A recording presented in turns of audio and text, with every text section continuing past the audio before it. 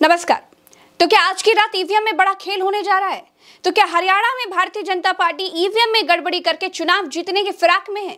क्योंकि हरियाणा के मुख्यमंत्री से जब ये पूछा गया कि बहुमत नहीं आया तो आप क्या गठबंधन करेंगे, तो हरियाणा के मुख्यमंत्री ने बहुत ही अहंकार भरे लहजे में जवाब दिया कि हमारे पास व्यवस्थाएं हैं, हमारी ही सरकार आएगी, 8 तारीख के बाद बैठकर चाय पियेंगे। तो ये व्यवस्थाएं आखिर क्या हैं? ये बहुत बड़ा सवाल है। मैंने कहा है कि अभी भारतीय जनता पार्टी क्योंकि मुझे विश्वास है, जब जरूरत पड़ेगी तो फिर विचार करेंगे ना, व्यवस्थाएं सारी है हमारे पास। ये बात कोई छोटा मोटा भाजपा नेता कहता तो अनसुना किया जा सकता था, लेकिन ईवीएम के बारे में हरियाणा का मुख्यमंत्री ऐसी बातें कर रहा है, गिनती से पहले सारी व्यवस्थाएं होने की बात कर रहा है। और हरियाणा के मुख्यमंत्री, जी हाँ दोस्तों, हरियाणा के मुख्यमंत्री कह रहे हैं कि 8 तारीख को जनता जवाब देगी और कांग्रेस कहेगी ईवीएम खराब है। यानी कुछ तो है जो भीतर ही भीतर चल रहा है। जो आंकड़ा है 46 का नहीं पहुंच पाए तो जेजेपी और इनेलो का विकल्प खुला है। इंडिपेंडेंट बात बताएंगे आपको, 8 तारीख के बाद बिल्कुल आप सबको बुलाएंगे, चाय भी पिएंगे। नहीं सर, अगर गठबंधन की जरूरत पड़ी तो क्या साथ दिया जाएगा, या समर्थन लिया जाएगा? मैंने कहा है कि अभी भारतीय जनता पार्टी क्योंकि मुझे विश्वास है, जब जरूरत पड़ेगी तो फिर विचार करेंगे ना, व्यवस्थाएं सारी है हमारे पास। जब 8 तारीख को जनता देगी जवाब और ये कहेंगे कि ईवीएम है खराब। वोटिंग हो गई, वोट ईवीएम में बंद हो गए, अब तो बस गिनती की ही बारी है, परिणाम आने की जगह बची है। ऐसे में किसी भी तरह की व्यवस्था का कोई स्कोप तो जनता के वोटों को बदल सके, ऐसा लोकतंत्र में कोई जुगाड़ नहीं है। तो फिर हरियाणा के भाजपा के मुख्यमंत्री के पास ऐसे कौन सी व्यवस्था है जिससे बीजेपी को हरियाणा में पूर्ण बहुमत का विश्वास है? क्या ईवीएम में गड़बड़ी के लिए व्यवस्था की जा चुकी है? क्या सारा खेल सेट किया जा चुका है? ये व्यवस्थाएं जो वोटिंग के बाद परिणाम बदल दें, ऐसी एक व्यवस्था ही है, और वो है ईवीएम में गड़बड़ी करना। आज की रात हरियाणा के लिए बहुत भारी रात है।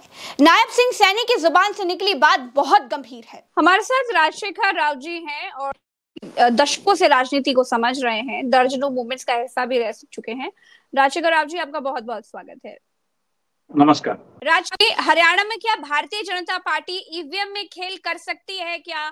क्योंकि वहां के मुख्यमंत्री नायब सिंह सैनी ने ये बात खुलकर कही है, सारी व्यवस्थाएं कर ली है, हम ही जीतेंगे और बाद में कांग्रेस ईवीएम चिल्लाएगी। इसका क्या मतलब समझा जाए राजशेखर जी? जिस कॉन्फिडेंस के साथ मुख्यमंत्री जी बोल रहे हैं, साफ साफ नजर आ रहा है कि पूरी व्यवस्था कर दी गई है और ईवीएम में धांधली जो प्रोग्रामिंग सेट करना है वो सेट हुई है। मतलब जहां पे जो भी हो की जा सकती है लोकतंत्र में, तो उसमें तरह के है मैडम। ईवीएम में जो है ना, हाँ, बदल जा सकती है। मतलब ईवीएम में कई तरह के प्रोग्रामिंग, ईवीएम का जो प्रोग्रामिंग है उसे सेट किया जा सकता है। मतलब जिस दिन चुनाव है उस दिन, मतलब ईवीएम में जो भी चलता है वो प्रोग्रामिंग के जरिए चलता है। मान लीजिए ईवीएम में सुबह मॉक पोलिंग जो होता है, 20 या 25 वोटों द्वारा वो टेस्ट करते हैं ईवीएम मशीन को। तो उस प्रोग्रामिंग में ऐसा भी आप प्रोग्राम लिख सकते हैं। मान लीजिए 5 अक्टूबर को सुबह 10 बजे के बाद, मतलब चुनाव सुबह 7 बजे शुरू हो जाती है, मॉक पोलिंग जो भी है 7 से पहले, मान लीजिए 8-9 बजे से कोई मिशन खराब भी है रही तो 8-10 बजे तक मिशन सेट हो जाएगी। मॉक पोलिंग सुबह 10 बजे से पहले जितने भी वोट डाले गए उसके हिसाब से देना, जिस पार्टी को भी वोट गया उसी पार्टी को देना। लेकिन 10 बजे के बाद में उसको अपना कैरेक्टर बदलने के लिए प्रोग्राम लिखी जा सकती है। ये मान लीजिए आप पंजे को वोट दे रहे, वो जाएगा कमल को, वो जाएगा इंडिपेंडेंट को, वो जाएगा नोटा को, वो जाएगा किसी और पार्टी को। मतलब ऐसा प्रोग्रामिंग लिखी जा सकती है, एक तरीका है। दूसरा एक और तरीका क्या है, मतलब मॉक पोलिंग जो भी है 20, 25 या 50, 100 वोटों के तक ही होता है। एक काउंट भी आप लगा सकते हैं, मतलब डेट और टाइम को हटा देकर जब तक कंट्रोल यूनिट में 100 या 150 या 200 यूनिट वोट नहीं पड़ जाते तब तक जिसका वोट मिला उसी को वोट दीजिए। और उसके बाद में ईवीएम का जब काउंट 200 के ऊपर बढ़ जाता है, उसके बाद में जो भी पंजे को वोट जा रहा है वो आप कमल को दे दीजिए या इंडिपेंडेंट को दे दीजिए। ऐसा प्रोग्राम हम लिख सकते हैं, कोई बड़ी बात नहीं है। तो इसका तोड़ क्या है? इसका तोड़ क्या है बताइए। इसका तोड़ है वीवीपैट की गिनती। मतलब क्योंकि वोटर जो आंखों से देखता है वो वीवीपैट ही है। वोटर का संतुष्ट किससे होता है? मैं बटन दबाने के बाद जो पर्ची वीवीपैट बाहर आती है उसमें चुनाव चिन्ह और उसका उम्मीदवार का नाम लिखा होता है। वो देखकर वोटर संतुष्ट होकर चले जाता है कि मैंने वोट जिसको डाला उसको सही गया।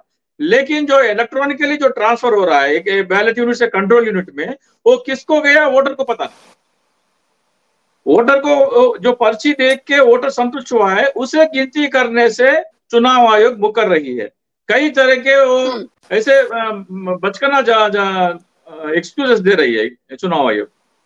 लेकिन चुनाव आयोग तो बार बार ये कहती है कि भाई हम ईवीएम 100% है, कोई धांधली नहीं हो सकती है।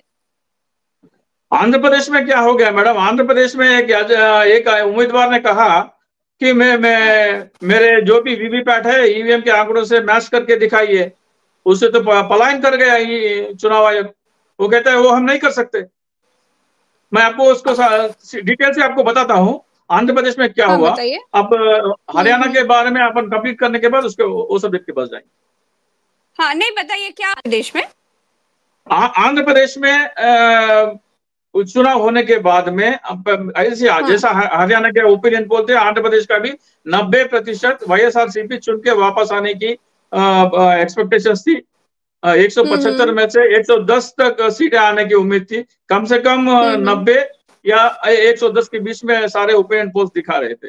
लेकिन चुनाव परिणाम आने के बाद में 175 में से मात्र 11% गई वाईएसआरसीपी। तो लेकिन उम्मीद से थोड़ी ना कहा जा सकता है कि हमें उम्मीद थी, इतना नहीं आया। उम्मीद से क्या होता है? हाँ, उम्मीद से सही बात है। लेकिन पहली बार चुनाव आयोग ने एक फैसिलिटी दी है 24 या 26 अप्रैल 2024 को कि आप 5% पोलिंग स्टेशनों पर वीवीपैट और ईवीएम के आंकड़ों से तुलना करके वेरीफाई करने की आप दरख्वास्त रख सकते हैं। तो उसके तहत आंध्र प्रदेश का एक एमएलए बालिनेनी श्रीनिवास रेड्डी ने ओंगोल के 12 पोलिंग स्टेशनों पर उन्होंने अप्लाई किया है। एक पोलिंग स्टेशन के लिए 47,200 रुपए का फीस मुकर्रर किया गया। ये भी आगे मैं बताता हूँ इतनी ज्यादा फीस क्यों मुकर्रर की गई। तो चुनाव आयोग आया। चुनाव आयोग आने के बाद में उन्होंने सुना मेरे ये 12 पोलिंग स्टेशन है, इनके जो भी वीवीपैट है खोल के जो भी ईवीएम के आंकड़े निकले उनसे मैच करके दिखाइए। तो चुनाव आयोग का अधिकारी ये कहने लगा कि हम वो वीवीपैट की गिनती नहीं करेंगे जो चुनाव के दिन पाए गए। हम दोबारा मॉक पोलिंग करेंगे, मतलब एक और झूठ मूठ का पोलिंग करेंगे। आप 100-150 वोटर्स को लेके आइए, हम झूठ मूठ का पोलिंग करेंगे और जांच करेंगे कि ये ईवीएम में जिन को वोट गया उसका वीवीपैट पर्ची निकला या नहीं, वो टेस्ट करेंगे। लेकिन हम चुनाव वाले दिन के जो भी वीवीपैट है उसकी जांच चुनाव वाले ईवीएम के आंकड़ों से नहीं करेंगे।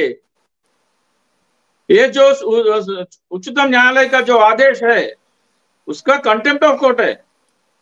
26 अप्रैल को जो उच्चतम न्यायालय का आदेश है, उन्होंने कहा कि ईवीएम की कंपनी जो भी कंपनी ईवीएम बनाई है उनको उसका इंजीनियर्स का तकनीकी दल को बुलाइए और जांच कीजिए कि जो भी ईवीएम के आंकड़े हैं और जो भी वीवीपैट के जो पर्चे हैं दोनों सही है या नहीं, मैच करने के लिए बोला।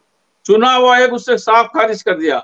उसने कहा कि हम चुनाव वाले दिन वीवीपैट आपके सामने प्रस्तुत नहीं करेंगे। एक और बात, चुनाव वाले जो भी वीवीपैट है ईवीएम से उसको 45 दिन तक सेफ लॉकर में रखने का चुनाव आयोग का उसमें है ऑपरेशन प्रोसीजर में। 10 दिन में नष्ट करने के आदेश आंध्र प्रदेश के चुनाव अधिकारी ने दे दिया कलेक्टर्स को। मात्र 10 दिन में आप जो भी वीवीपैट है उन्हें नष्ट करके हमें रिपोर्ट कीजिए। और उसके बाद में 15 दिन के बाद एक और चिट्ठी जाती है। हमने पूछा कि 10 दिन में वीवीपैट सारे नष्ट करने को पूछा और कुछ अधिकारी अभी तक इसकी रिपोर्टिंग नहीं किए हैं। जो भी ये नष्ट नहीं किया वो हमें 10 दिन के अंदर इसको रिपोर्ट करे।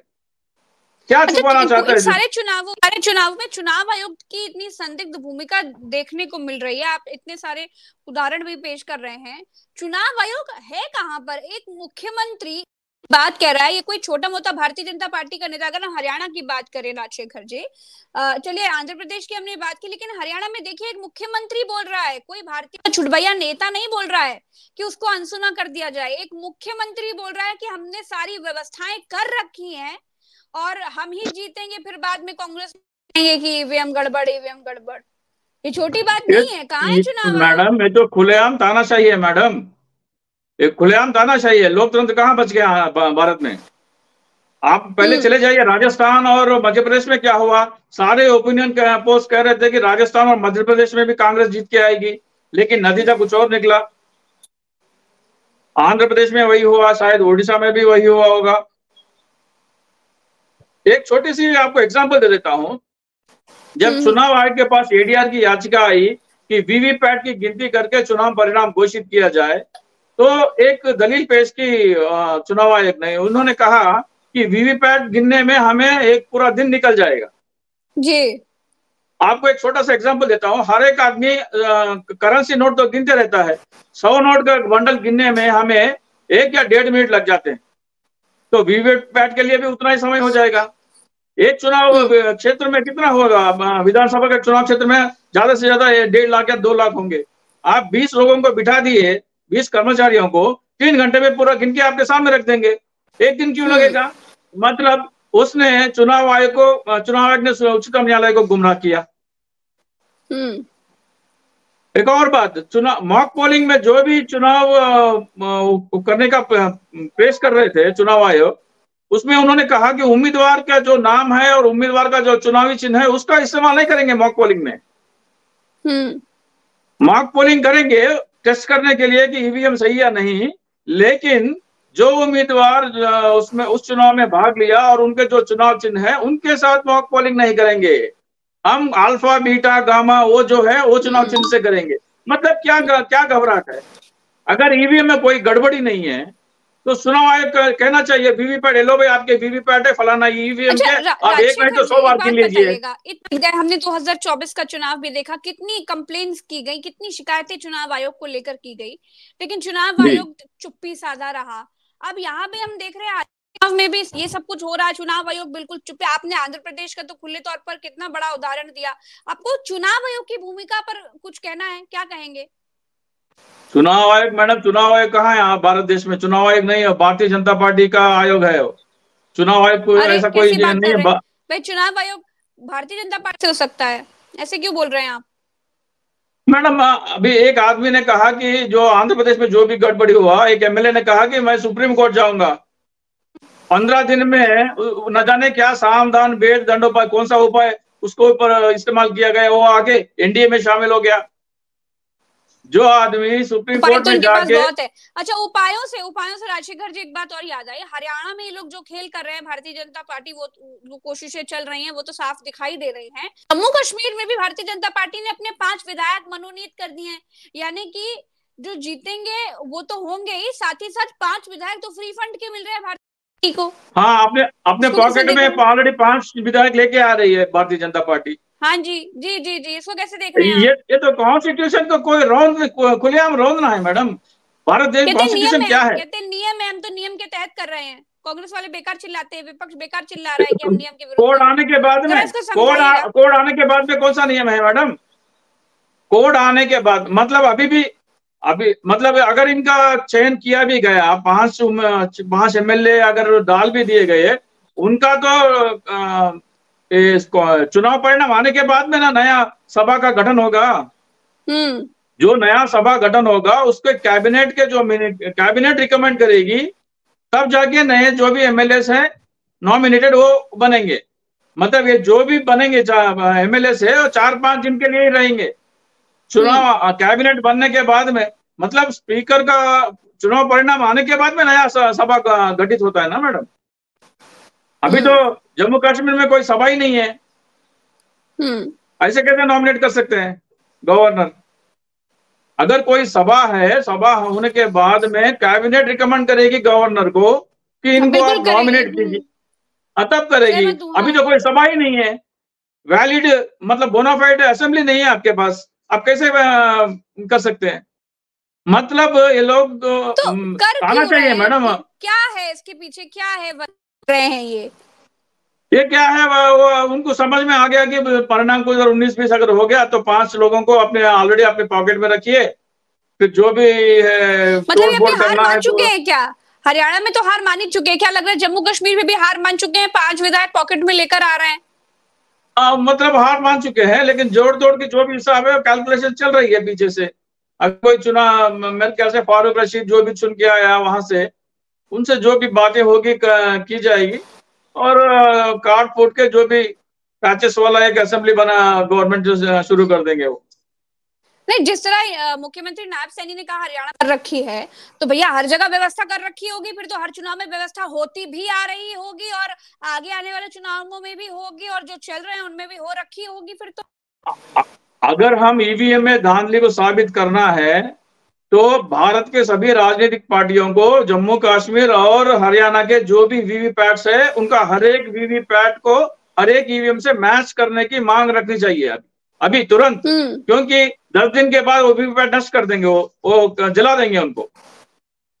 कांग्रेस पार्टी को खासकर ये मैं आगाह कर रहा हूं कि 10 दिन के मतलब चुनाव जैसे परिणाम आते हैं, अगर उनका आंकड़ा 65 से नीचे जाता है तो उनके हर एक वीवीपैट का वेरिफिकेशन मतलब ईवीएम के आंकड़े से मैच करके उनको ये प्रूव करना है। चुनाव आयोग का ये दायित्व है कि हर एक ईवीएम को मैच करके दिखाए कि वीवीपैट और ईवीएम के आंकड़े दोनों बराबर है।